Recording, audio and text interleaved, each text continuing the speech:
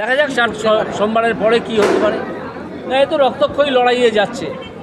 সরকার যেভাবে জোচ্চুরি করেছে এবং তাদেরকে জোচ্চুরির ফলে যেভাবে বঞ্চনা সহ্য করতে হচ্ছে, তাদের এটা রক্তক্ষয়ী লড়াইয়ের দিকে যাচ্ছে। আপনি বলেছিলেন যখন বিচারপতি ছিলেন, হাকি আর হাক দুজনকে বিসর্জন দেবেন। হাক বিসর্জন হয়েছে, হাকি কবে বিসর্জন হবে এটা না না, এটা সম্পূর্ণ অন্য প্রসঙ্গে বলেছিলাম। এটা আউট অফ কনটেক্সট তুলে নিয়ে অনেকে ব্যবহার করছেন, সে করুন, তাতে আমার আপত্তি করার কিছু নেই। এটা একটা বাংলা প্রভাব, ঢাকি সমেত বিসর্জন।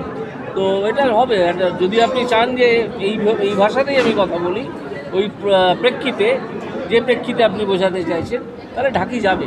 একটু অপেক্ষা করুন। চাকরিহারা বিকাশ রঞ্জন ভট্টাচার্যের কাছে আজকে দেখা করতে গেছেন, যে সোমবার ডেডলাইন বেঁধে দিচ্ছে, সেই বিষয় নিয়ে কী করবেন? গেছেন, উনি যা বলার বলবেন। তো বিকাশবাবুর কাছে গেছেন, বিকাশবাবু বলবেন। হাইকোর্ট থেকে একটা রায় বেরিয়েছে যে বিকাশ ভবনের সামনে যে চাকরিহারা বসে আন্দোলন করছিল, সেই আন্দোলনটা তুলে সামনের যে পার্ক আছে সেই পার্কে যেতে হবে। এই বিষয়টা আপনি কীভাবে দেখছেন?